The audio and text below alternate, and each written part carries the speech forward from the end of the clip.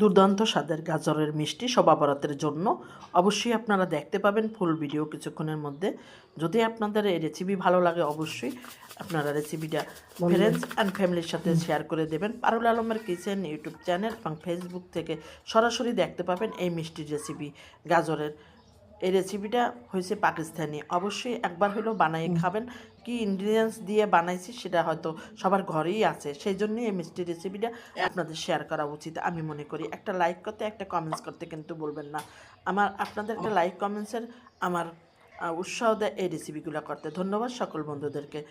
শুভ শবে বরাতের উপরের দিকে